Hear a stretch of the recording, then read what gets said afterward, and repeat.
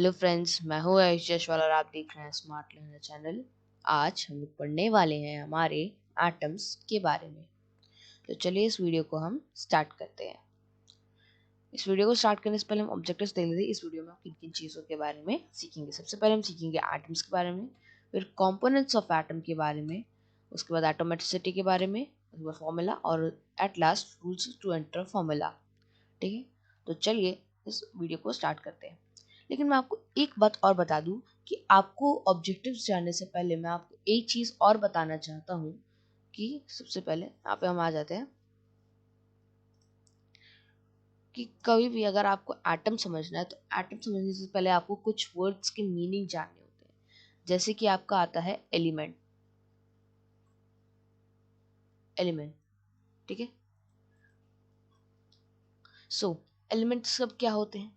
सो हर हर एक सब्सटेंस जो भी होता है, ठीक है, अब या तो वो हमारे लिए प्योर फॉर्म में होता है या तो हम उसे किसी और चीज के साथ मिक्स करके बनाते हैं।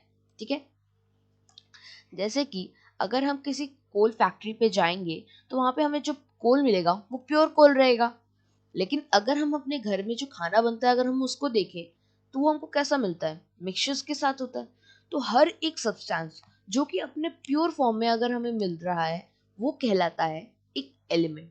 ठीक है, और जब हम उसको क्या करते हैं, वो एलिमेंट दूसरे जो मिक्स अगर उसको किसी और चीज़ के साथ मिला देते तो वो कहता है मिक्सचर।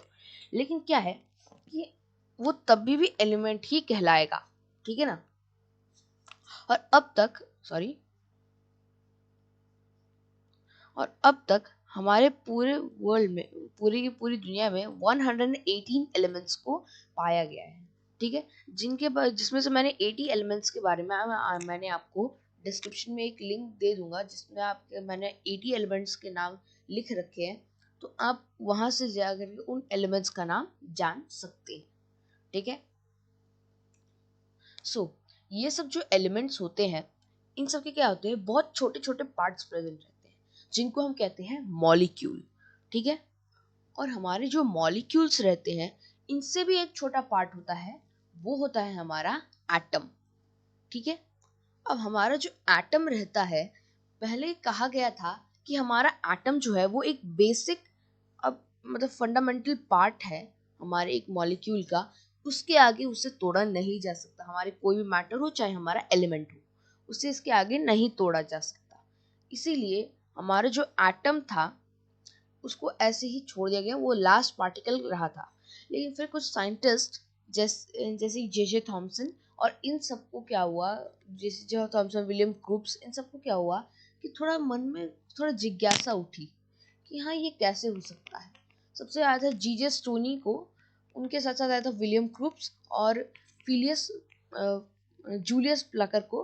तो उसके बाद आया था जे थॉमसन ने इलेक्ट्रॉन की डिस्कवरी ऐसे सब की थी, एटम के अंदर के फंडामेंटल पार्ट्स की। ठीक है, तो ऐसे ऐसे करके हमारे सारे के सारे एटम्स के अंदर के जितने भी पार्ट्स थे उन सबको डिस्कवर किया गया था। ठीक है, जो हमारे पहले सबसे पहले माना गया था बस एटम को कि ये लास्ट पार्टिकल है।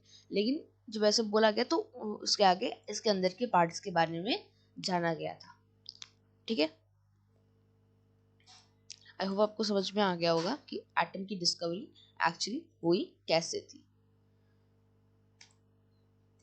तो अब हम आ जाते हैं सबसे पहले एटम के ऊपर। सो अब हमारा एटम है क्या? सो ये एक बेसिक फंडामेंटल पार्ट है एक एलिमेंट का, जिसका कोई इसका हो सकता है इंडिपेंडेंट एग्जिस्टेंस। ठीक है, लेकिन क्या होता है ये केमिकल रिएक्शन में बहुत ज़्यादा टेक पार्ट करता है। क्योंकि जब हम लोग किसी भी मिक्सचर्स को मिलाते हैं तो उन मिक्सचर्स में एटम अपना एक मोस्ट इम्पॉर्टेंट रोल प्ले करते हैं कि हर एक जो एटम है उन सबको कैसे बैलेंस करना है, किस तरीके से उनके बीच में रिएक्शन होगा। ठीक है ना, इन सबका काम उनके बीच में चलता रहता है। और आपको बताऊं तो आपका जो हाथ है वो कई सारे सेल से मिलकर बनता है। ठीक है, तो अभी आपका जो हाथ है वो काफी सारे सेल से बना है और उन सेल्स के अंदर के जो एटम्स हैं अगर मैं आपको बोलूं तो वो 1 बिलियन बिलियन बिलियन होंगे। बहुत ज्यादा आपके बॉडी के अंदर एटम प्रेजेंट रहते हैं। ठीक है, और इतने ज़्यादा ये एटम्स, हम एक छोटा बहुत छोटा पार्टिकल है तो इसे गिनने में बहुत टाइम लगता है। जैसे कि मान लीजिए आपके हाथ में थोड़ा सा सैंड दे दिया गया और आप सैंड को बोलोगे आप काउंट करो, तो आप पॉसिबली आप काउंट कर पाओगे नहीं, लेकिन आप एक अंदाजे से बोल सकते हो कि इसके अंदर कितना सैंड होगा। अब गलत ही बोलोगे यार। एटम जो होता है हमारा, इसके अंदर 3 पार्ट्स बेसिकली प्रेजेंट रहते हैं जिन्हें हम एटम के लास्ट फंडामेंटल पार्टिकल्स बोलते हैं, और इन्हें फर्दर ब्रेक डाउन नहीं किया जा सकता है। और ये ठीक है ना, और ये सबसे छोटे भी होते हैं, एटम से भी ज़्यादा छोटे होते हैं।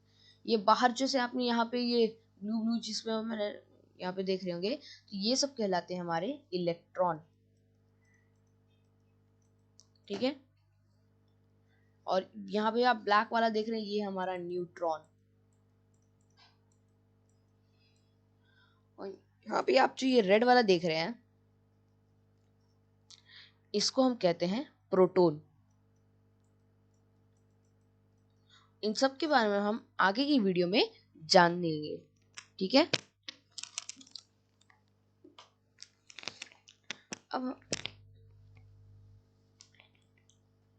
अब यहाँ चलिए अब आगे पढ़ते हैं। और एक बात आप हमेशा अपने दिमाग में याद रखिएगा कि एटम, अगर कभी भी कोई भी अगर आपसे पूछे कि एटम का स्टेट क्या रहता है, मतलब वो कैसे चार्ज में रहता है, तो ऑलवेज न्यूट्रल रहेगा। ठीक है, चलिए आगे बढ़ते हैं। अब आता है हमारा स्ट्रक्चर। ठीक है, लेकिन एक मिनट, आप इस पिक्चर को देखिए और आप इस पिक्चर को देखिए। अब आपको यहाँ पे कंफ्यूजन होगा कि एटम का रियल स्टेट कौन सा है। हो रही होगी ना कंफ्यूजन, तो मैं बोलूं तो दोनों ही स्टेट करेक्ट ही है। अब आप पूछ रहे होंगे कैसे दोनों स्टेट करेक्ट है। अब इस वाली पिक्चर को ध्यान से थोड़ा देखिए, थोड़ा ध्यान से देखेंगे तो आपको समझ में आ जाएगा आराम से। ठीक है, यहाँ पे आपने देखा कि ये सब सर्कल्स के फॉर्म में है, ओवल फॉर्म में है। तो क्या आप इनको डायरेक्टली अगर हल्का सा टिल्ट कर दे हम लोग, तो ये आपको वैसे नहीं लगेंगे एकदम ऐसे गोल शेप में। और ये तो आपके एक ऊपर से प्लेट टाइप के फॉर्म में आपको दिखाया है। ये एक्चुअली एक मतलब जो हमारा एटम होता है वो ऐसे ही रिवॉल्व करता रहता है, हमारा इलेक्ट्रॉन ऐसे ही रिवॉल्व होता है ऐसे टाइप्स के ऑर्बिट में। ठीक है, हम ह्यूमंस क्या करते हैं कि हम लोग को यहाँ से स्टडी करने में बहुत ज़्यादा डिफिकल्टी होती है। तो इसी डिफिकल्टी को इसी डिफिकल्टी को घटा देने के लिए क्या किया गया कि इस टाइप के प्लेट्स वाले स्ट्रक्चर्स में इन्हें बनाया गया, जिससे कि क्या हुआ, इनकी स्टडी बहुत आसान हो गई और इन्हें आराम से हमने स्टडी किया है। ठीक है, इसीलिए इस तरीके से हम डिनोट करते हैं। इस तरीके से हम मेनली, अब हम लोग को अगर किसी भी चीज़ के बारे में स्टडी करना होता है तो हम ऐसे करते हैं, लेकिन अगर हम ऐसे किसी का सिंबल दिखाना चाहते हैं तो हम इसका इस्तेमाल करते हैं। ठीक है, अब आता है हमारा स्ट्रक्चर। हमारे स्ट्रक्चर होता है एटम का, इसमें आपको मैंने बताया क्या क्या प्रेजेंट रहता है। ये रेड वाले प्रोटॉन्स, ये हो गए हमारे ब्लू कलर के इलेक्ट्रॉन्स,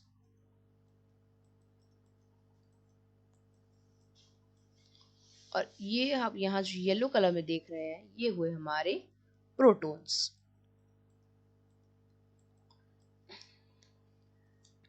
ठीक है, अब ये सब तो है, लेकिन अब मैंने आपको जो बताया कि एक एटम न्यूट्रल स्टेट में क्यों रहता है। आप यहाँ पे एक बात गौर करिए, यहाँ पे हमारे जो प्रोटॉन्स होता है ये पॉजिटिवली चार्ज होते हैं। ठीक है, हमारे इलेक्ट्रॉन्स नेगेटिवली चार्ज रहते हैं। सॉरी, और यहाँ पे प्रोटॉन्स जो मैंने लिखा है इसको मैं न्यूट्रॉन कर देता हूँ। Sorry, neutron. ओके, तो ये न्यूट्रॉन जो होते हैं इनके 0 चार्ज है। मान लीजिए आपको एक एडिशन दिया गया है जिसमें आपको दिया गया है 3 + 0, तो आपका आंसर क्या होगा, 3 ही होगा, ऑब्वियस है। ठीक है ना, तो वैसे ही हमारे यहाँ पे प्रोटॉन और न्यूट्रॉन का एक यहाँ पे मिक्सचर प्रेजेंट रहता है। ठीक है, तो अब ये जो मिक्सचर होता है इसको हम कहते हैं न्यूक्लियॉन्स।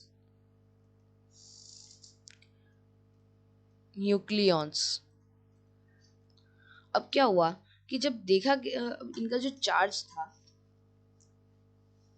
एक का एक, अब हम लोग को अब ऐसे मिल रहा है। तो अब यहाँ पे ये क्या हुआ कि यहाँ पे आ गया हमारा पॉजिटिव चार्ज, यानी हमारा ये बड़ा हुआ तो ये जीत करके यहाँ पे हमारे रिजल्ट्स में आया, है कि नहीं, हो गया। अब यहाँ पे आप देखिए कि हमारा यहाँ पे नेगेटिवली चार्ज भी मिल गए। देखिए अब यहाँ पे अगर हमारा यहाँ पे जब एक एटम में हमारा पॉजिटिवली चार्ज और नेगेटिवली चार्ज प्रेजेंट है, तो ऑब्वियस बात है यहाँ पे ना तो हमारा एक अकेला पॉजिटिव चार्ज है, ना हमारा एक अकेला नेगेटिव चार्ज है, दोनों ही चार्ज प्रेजेंट है।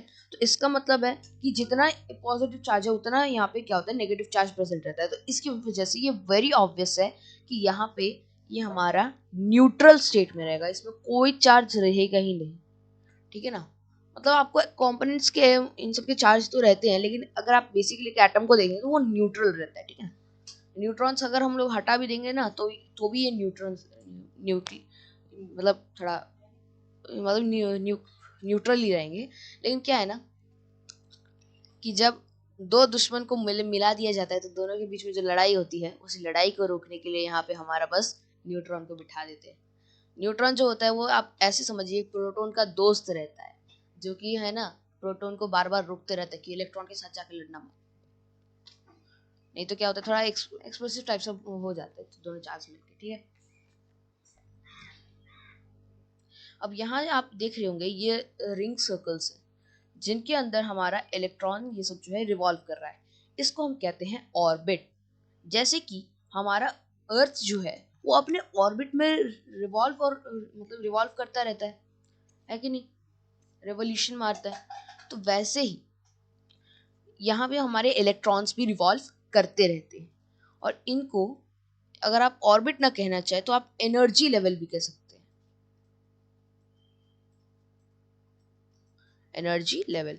हर एक जो भी एलिमेंट होता है उनके अंदर की जो भी इलेक्ट्रॉन्स होते हैं उनके अकॉर्डिंगली, उनका चार्ज के अकॉर्डिंगली उनके ऑर्बिट को सेट किया जाता है, ठीक है। वो अब ऑटोमेटिकली नेचुरली सेटेड रहते हैं, ठीक है ना। तो उनको ज्यादा हम लोग को ह्यूमंस को सेट करने की जरूरत नहीं पड़ती है। और यहाँ पे आपके जितने ज्यादा ऑर्बिट होंगे वो एलिमेंट जो है उसके पास उतनी ही ज्यादा एनर्जी होगी। जैसे आपका यूरेनियम और प्लूटोनियम आता है, ये दोनों एक्सप्लोसिव मतलब हाईली एक्सप्लोसिव रहते हैं, ठीक है ना। प्लूटोनियम तो यूरेनियम से भी ज्यादा है, जो कि हमारे बॉम्ब्स बनाने के लिए इस्तेमाल किया जाता है। सो वो काफी रिएक्टिव रहता है, ठीक है। तो अब वो ऐसा क्यों है, क्योंकि उसके अंदर की ये मतलब जो ऑर्बिट या एनर्जी लेवल जो भी आप बोले, ये बहुत ज्यादा प्रेजेंट रहते हैं, इसकी वजह से वो हाईली एक्सप्लोसिव है, इसलिए वो आराम से मतलब आराम से बर्स्ट कर जाता है, ठीक है।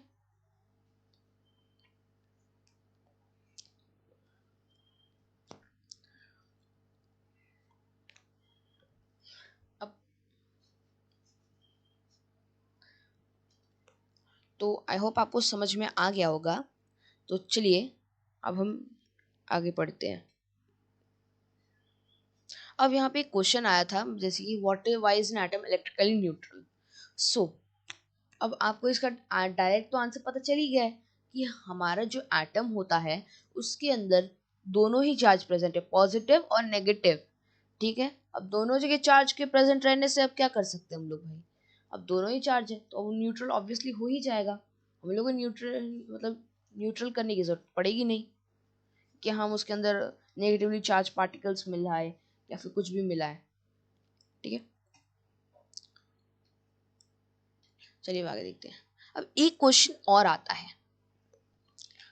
अब आपने जब मैंने आपको दिखाया, देखिए ये था हमारा, ये इसके अंदर ये हमारा मान लीजिए न्यूक्लियस है, और ये हमारा एनर्जी लेवल या ऑर्बिट जो भी आप बोले, इसमें इलेक्ट्रॉन रिवॉल्व कर रहा है, ठीक है। और मैंने आपको जो रियल फिगर दिखाया था उसका वो कुछ ऐसे था, और ये उनके सेंटर में यहाँ पे प्रेजेंट था। तो अब एक बात आपको यहाँ पे गौर करनी चाहिए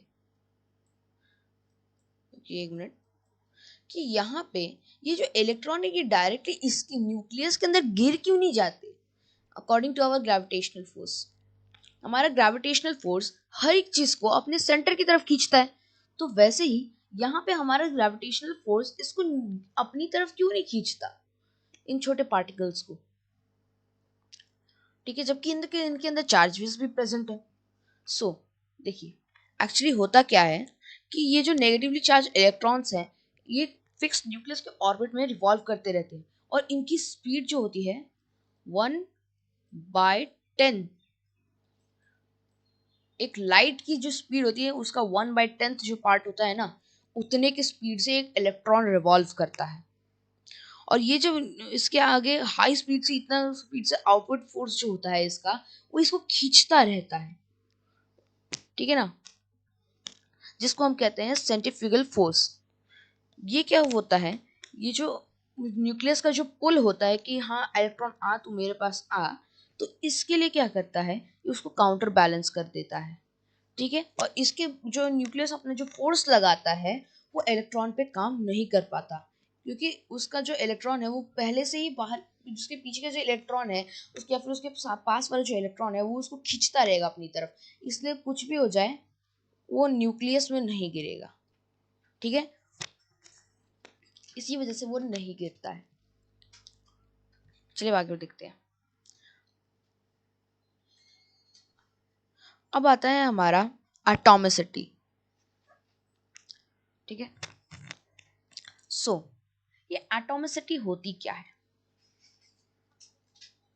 सबसे पहला सवाल ये आता है। अब इसका मतलब होता है एक एलिमेंट में जितने भी मतलब एक मॉलिक्यूल्स प्रेजेंट है एक एलिमेंट में या किसी भी एटम में, उसको हम कहते हैं एटॉमिसिटी, ठीक है। जितने नंबर में प्रेजेंट रहेगा एटम एक मॉलिक्यूल का या एक एलिमेंट का, ठीक है ना। सो अब हमारे जो एटॉमिसिटी होती है ये हमारी डिपेंड कर, ये हमारी 4 टाइप्स की होती है। मोनो एटॉमिक मॉलिक्यूल्स होते हैं, डायटोमिक, ट्राइएटॉमिक मॉलिक्यूल्स और polyatomic molecules. Monoatomic molecules जो होते हैं इनके एग्जांपल में आते हैं हमारे helium, neon, argon, radon, krypton, xenon. ये सब हमारी क्या होती है, जैसे आप नोबल गैसेस को डायरेक्टली आप ले लीजिए, जिनका भी मैंने अब नाम बोला। सो ये सब क्या है, हमारे नोबल गैसेस हैं और ये मोनो एटॉमिक मॉलिक्यूल्स हैं। इनके अंदर क्या है, सिर्फ एक ही इलेक्ट्रॉन प्रेजेंट है, मतलब एक इलेक्ट्रॉन प्रेजेंट नहीं है, लेकिन इनका जो एक इलेक्ट्रॉनिक कन्फिग्रेशन होता है कि इनके अंदर कितने इलेक्ट्रॉन्स और इलेक्ट्रॉन प्रेजेंट रहते हैं। सो उनका हम इलेक्ट्रॉनिक कन्फिग्रेशन बनाते हैं, तो according to their electronic configuration इनका जो पावर है, मतलब क्या बोलते हैं, इनके अंदर का जो एक एटम में जितना इनका एक्स्ट्रा जो एटम आता है, अकॉर्डिंगली इनके अंदर क्या होता है कि सिर्फ एक एटम जो होता है वो एक्स्ट्रा निकल आता है, सिर्फ एक एटम। हमारा जो हीलियम होता है वो अपना चार्ज तो ऐसे फुल कर लेता है, लेकिन क्या होता है कि वो फिर भी हमारा जो है एक गैस के रूप में प्रेजेंट है, लेकिन ये नोबल गैस है, ठीक है, सॉरी। और यहाँ पे अब आता है हमारा डायटोमिक मॉलिक्यूल्स। हमारे जो डायटोमिक मॉलिक्यूल्स होते हैं इनकी एग्जांपल में आता है नाइट्रोजन, हमारा oxygen, fluorine, chlorine, bromine, iodine, ठीक है। तो ये सब होते हैं हमारे, एक कुछ मैंने एग्जांपल दिए हैं, और भी हो सकते हैं डायटोमिक मॉलिक्यूल्स, ठीक है। अब ट्राइएटॉमिक मॉलिक्यूल्स। सो आपने ओजोन लेयर के बारे में सुना है, जो कि हमें सन की यूवी रेस के बारे में, मतलब यूवी रेस से हमें बचाती है, ठीक है। सो वो क्या होती है एक्चुअली, जो ओजोन लेयर है ना, वो हमारे ऑक्सीजन के जब 3 मॉलिक्यूल्स एक ही साथ मिल जाते हैं, तो यानी कि मान लीजिए एक मॉलिक्यूल में कितने एटम्स हो सकते हैं, आप खुद गेस करिए। तो एक मॉलिक्यूल के अंदर 1 से 2 एटम, ऑब्वियस है। तो अब उसके अंदर क्या हुआ कि 3 एटम और जुड़ गए, ठीक है। तो अब ऐसे में क्या हुआ कि वो जब 3 जो मॉलिक्यूल्स मिले, वो मिलने के बाद क्या होते हैं, ओजोन एक्चुअली ऑक्सीजन का जो है एक पार्ट है, तो उसको हम लिखते हैं O3, ओजोन लेयर को। क्यों, क्योंकि यहाँ पे 3 मॉलिक्यूल्स आए हैं। कितने मॉलिक्यूल, 3 मॉलिक्यूल ऑफ ऑक्सीजन, तब मिला हमारा ओजोन लेयर। और हमारा जो हार्मफुल गैसेस जैसे क्लोरोफ्लोरोकार्बन, कार्बन मोनोऑक्साइड, इन सब के मिलने से क्या होता है कि ओजोन लेयर में थोड़ा बहुत छेद आ गए हैं। अभी तो ऐसे कोरोना काल में क्या हुआ है कि हम लोग का थोड़ा लॉकडाउन लग गया, लॉकडाउन लगने के बाद गाड़ी वाड़ी चलना बंद हो गई, कम हो गई, तो अभी क्या हुआ है कि मोस्टली ओजोन लेयर के पार्ट्स जहाँ पे होल थे वो सब ऑलमोस्ट रिपेयर हो ही गए हैं। अब आता है poly atomic molecule. Poly atomic molecule जिसका मतलब होता है कि इनके अंदर जो मॉलिक्यूल प्रेजेंट रहते हैं वो 4 रहते हैं, या फिर हम उन्हें कॉन्स्टिट्यूट करें तो 8 रहते हैं। ठीक है, इसके एग्जाम्पल 4 के जो एटम में मतलब एग्जाम्पल के लिए आते हैं वो आता है हमारा सिर्फ एक एलिमेंट जो है हमारा फॉस्फोरस, मे भी और भी हो सकता है लेकिन जहाँ तक मुझे याद है फॉस्फोरस, फॉस्फोरस। और 8 के लिए हमारा आता है सल्फर। ठीक है, आई होप आपको समझ में आ गया होगा कि एटॉमिसिटी क्या है। और एक बात आप ध्यान भी रखिएगा कि यहाँ पे हमारा जो 4 फॉस्फोरस जो है कि इसके अंदर जो 4 लिखा है हम इसको टेट्रा एटॉमिक भी कह सकते हैं। ठीक है, यहाँ पे आप पॉली एटॉमिक ना कह करके आप जो फॉस्फोरस उसको टेट्रा एटॉमिक कह सकते हैं, और आपका जो सल्फर है आप उसको ऑक्टा एटॉमिक कह सकते हैं। बिकॉज ये हमारे जो ऑक्टा एटॉमिक इसलिए कहा जाता है बिकॉज सल्फर जो है वो हमारे 8 पार्ट्स से मिलके बना रहता है एज एन ऑक्टागॉन। ठीक है, मुझे करेक्ट शेप याद तो है नहीं है, ऐसे ऑक्टागन का है समथिंग कुछ ऐसे ही था, जहाँ तक मुझे याद नहीं है। ठीक है, सॉरी, इसलिए मैं आपको एक फिगर बना के नहीं बता सकता, फिर मैं ट्राई करता हूँ, मे भी कहीं मेरे से बन जाए तो भी आपको मैं बता दूँ।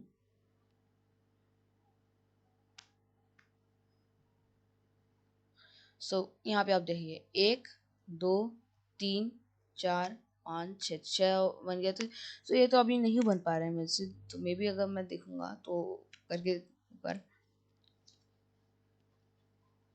सो आप इसको अभी रहने दीजिए, तो ऐसे करिए जो हमारा जो ऑक्टागन होता है अकॉर्डिंगली उसी के थ्रू हमारा ये 8 इलेक्ट्रॉन्स होते हैं, इन सबको निकाला गया है।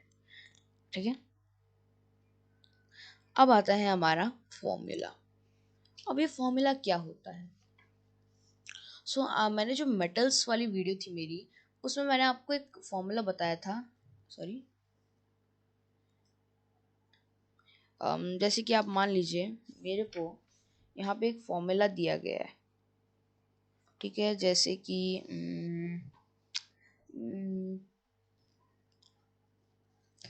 NaCl।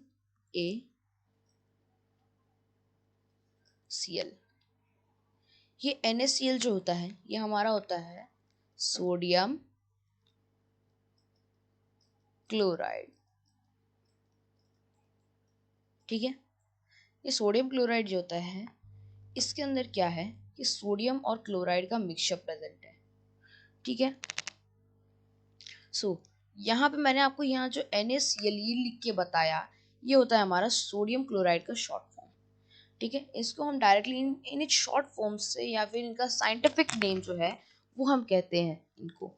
ठीक है, अब यहाँ पे आप एक बात ध्यान से देखिएगा कि हमारा जो भी हर एक एलिमेंट होता है हमको अगर हमें उन्हें लिखना होता है तो हम उनको ऐसे भी तो लिख सकते हैं सोडियम का, जैसे कि हम ऐसे लिखते हैं SO और CH, हम लोग SOCH क्यों नहीं लिखे यहाँ पे? हमारा जो हर एक एलिमेंट है उनके क्या है कुछ नाम दिए गए हैं जो कि क्या होते हैं, जो कि दिए गए, जो कि हमारे है ना लैटिन इंग्लिश से निकाले गए हैं इनके नाम। ठीक है, तो अब लैटिन इंग्लिश की वजह से क्या हुआ कि जो हमारा जो हमारा सोडियम है इस सोडियम को लैटिन इंग्लिश में कहा जाता है हम हमारा नाट्रियम। ठीक है, इसलिए उसका Na हुआ, और हमारा जो क्लोराइड है उसको Cl के नाम से डिनोट किया गया, बिकॉज क्लोराइड को ऐसे तो क्लोराइड ही कहते हैं कि लैटिन इंग्लिश में इसका कोई और नाम तो है नहीं, लेकिन फिर भी क्लीन क्लोराइड जो है उसका CH इसलिए नहीं दिया गया बिकॉज CH के से हमारा CH से हमारा क्लोरीन भी आ रहा था, जिसकी वजह से क्या हुआ हमें यहाँ पे इसको हटाना पड़ा। ठीक है, आप यहाँ पे एक फॉर्मूला की डेफिनेशन ही देख लीजिए। एक सिंबॉलिक रिप्रेजेंटेशन होता है, मैं यहाँ से आपको सब कुछ इरेज कर देगा जो भी मैंने एनोटेट किया है, आपको ज़्यादा बढ़िया से दिखेगा। ठीक है, a symbolic representation of one formula of a compound representing the number of atom of various element present in it is called formula। Of the compound. ठीक है, अब ये जो हमारे यहाँ पे फॉर्मूला जो भी दिए जाते हैं, जैसे NaCl जो है, ये तो मैंने आपको अनबैलेंस फॉर्मूला बताया था, और अगर मैं आपको बैलेंस में बताने लगूंगा तो इसके लिए क्या होता है, आपको बहुत टाइम लगेगा। जो थोड़े तेज लड़के होते हैं तो उन सबको आराम से पता चल जाता है। ठीक है, लेकिन इन सब का जो कंसेप्ट होता है वो काफ़ी थोड़ा क्रिटिकल टाइप से मेरे को लगता है, इसलिए जो है आपको मैं एक बैलेंस करके जो है बैलेंस्ड वाला मैं आपको एक बताता हूँ, जैसे कि 4 आयरन सल्फेट। ठीक है, यहाँ पे Fe होता है हमारा आयरन और S फॉर सल्फेट, इसको बैलेंस किया गया है बाय एडिंग नंबर 4। ठीक है,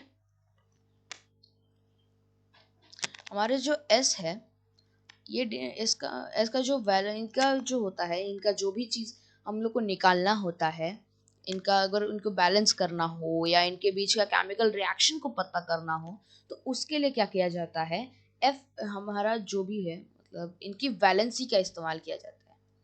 ठीक है, इनकी वैलेंसी जो होती है वो अकॉर्डिंगली सेट की जाती है कि इनके लास्ट सेल में, लास्ट जो सेल होता है उसके अंदर कितने मॉलिक्यूल प्रेजेंट रहते हैं। तो इसके बारे में मैं आपको नेक्स्ट वीडियो में बता दूंगा, और वहीं पे मैं आपको बता भी दूंगा कि कैसे हम रिएक्शन को कैलकुलेट कर सकते हैं और हम कैसे रिएक्शन को वहाँ पे अपनी मर्जी से और मतलब कैसे बैलेंस भी कर सकते हैं।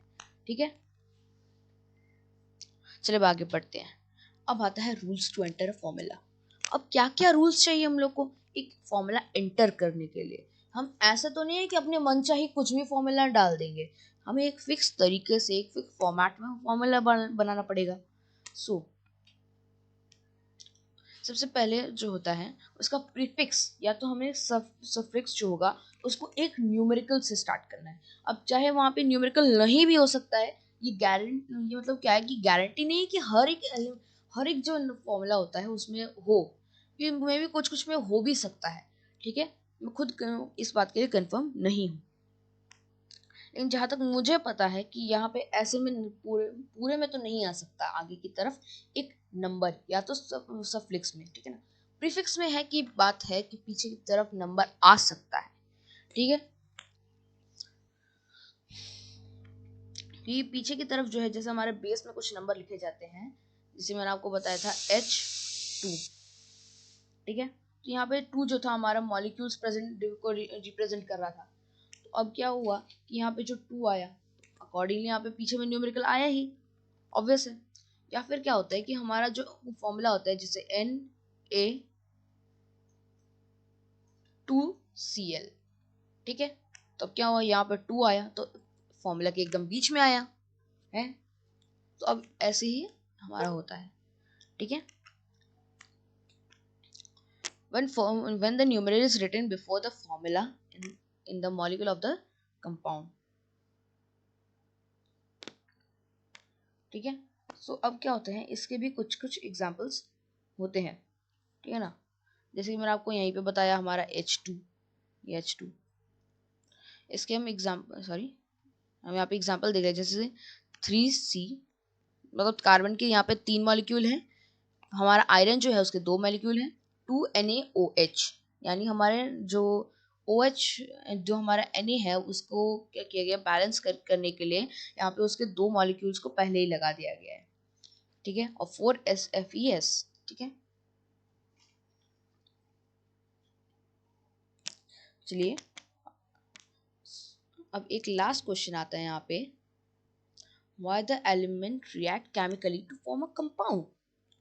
अब वो केमिकली रिएक्ट क्यों करते हैं एक कंपाउंड को फॉर्म करने के लिए। ठीक है, सो अब हर एक एटम जो भी होता है, जैसे ये एटम है, ये एटम्स जो होते हैं ना, ये बड़े ही लालची होते हैं।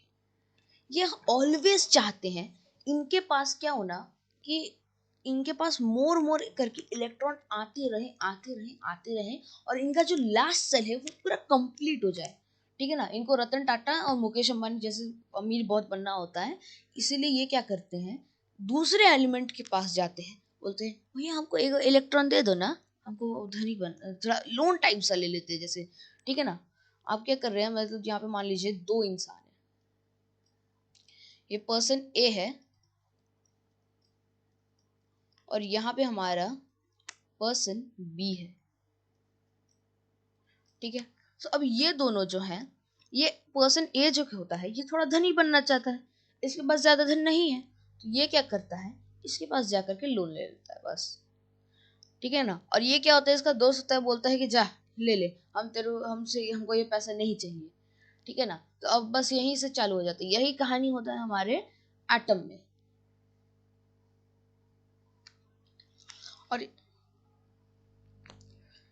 और यहाँ पे देखिए ये फर्स्ट जो इसका मतलब इसका जो फर्स्ट सेल होता है ये इसके लिए बिल्कुल ललचाता नहीं है, क्योंकि चाहे कैसे भी हो इसका लास्ट का सेल या तो ये अपने इलेक्ट्रॉन को दे देगा और ये खुद गरीब हो जाएगा, नहीं तो क्या होगा कि ये किसी और से उधार ले लेगा, इसको अपना ऐसा करना होता है। तो ये अपना कुछ भी कर सकता है अपने फर्स्ट सेल के लिए, ये गारंटी नहीं है, लेकिन लास्ट सेल के लिए बहुत लालची हो जाता है। जब इसके पास जब लास्ट में अगर आपके पास यहाँ पे देखेंगे एक लिथियम जो होता है ना, लिथियम का हमारा वो भी हमारा एक आता है एलिमेंट, उसमें क्या होता है कि सिर्फ 3 ही इलेक्ट्रॉन प्रेजेंट रहता है।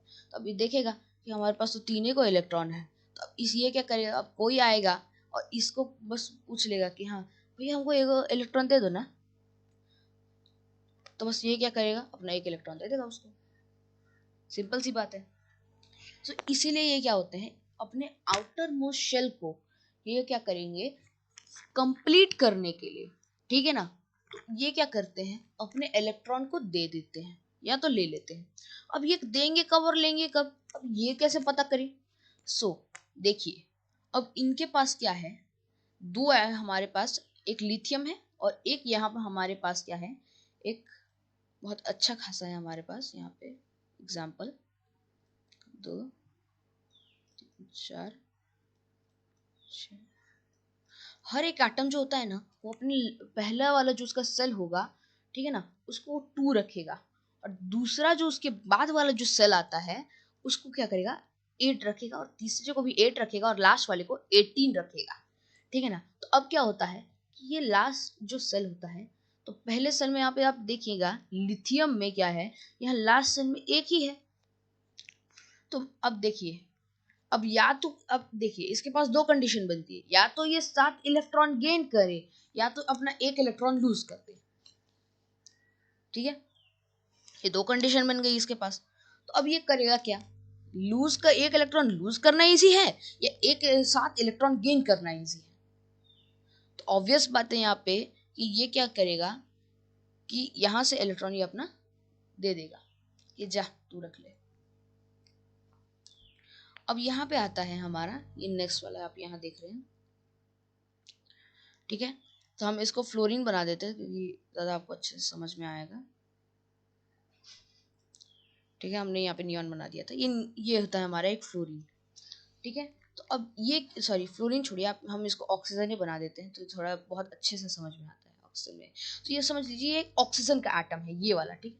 अब इसमें क्या है कि यहाँ पे आप देख रहे होंगे, यहाँ पे 1 2 3 4 5 6 7, हाँ तो ये 6 हो गया, और यहाँ पे आगे वाले 2 को काउंट मत करिएगा, और यहाँ पे पीछे में लास्ट के 2 इलेक्ट्रॉन बचे हुए हैं जिनको इसे चाहिए, ठीक है।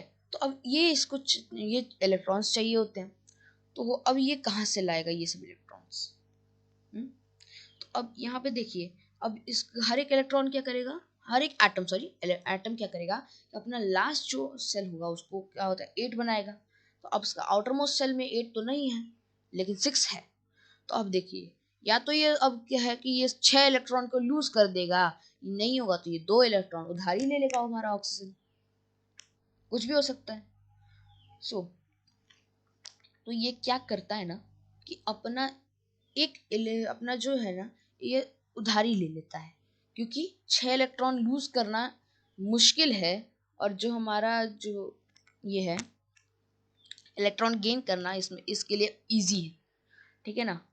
और जो आप ऐसे समझ लीजिएगा ज़्यादा बढ़िया, ये मतलब एक एग्जांपल के रूप में दे रहा हूँ कि ये जो है ना हमारे ये सब इलेक्ट्रॉन हमारे जो एटम होते हैं जो कि दे देते हैं अपना इलेक्ट्रॉन, तो वो क्या करते हैं, वो तो ऐसे उनके पास मजबूरन रहता है कि हम आखिरी सेल को 8 नहीं कर पाएंगे, तो लेकिन आप उनको अगर याद रखना चाहते हैं कि कैसे होगा कि हाँ ये लूज करेगा या गेन करेगा, तो इसके लिए आप ध्यान रखिएगा कि हर एक के पास जिसमें भी अगर आपको इनकम्प्लीट दिखेगा ना कि 4 तक का अगर आपके पास रहा, ठीक है ना, 4 तक का रहा तो क्या होगा कि ये है ना अपना इलेक्ट्रॉन लूज कर देगा जा। लेकिन अगर क्या हुआ इसके पास 5वां इलेक्ट्रॉन प्रेजेंट है तो ये गेन करेगा। ठीक है, ये बात आप हमेशा ध्यान में रखिएगा, क्योंकि 5 में 3 इलेक्ट्रॉन अगर ये किसी से भी लेता है ना तो इसका लास्ट सेल पूरा हो जाएगा, ये इसके लिए इजी पड़ जाएगा। लेकिन 5 इलेक्ट्रॉन लूज करना मुश्किल पड़ेगा। ठीक है, सो आज की वीडियो में बस इतना ही। मिलते हैं हम नेक्स्ट वीडियो में। Then bye bye and thanks for watching this video. और अगर आपको समझ में आया होगा तो प्लीज़ इस वीडियो को एक बार लाइक करिएगा मेरी वीडियो, और अगर आपको मेरा चैनल पसंद आया तो इस मेरे चैनल को सब्सक्राइब करिएगा। Bye bye.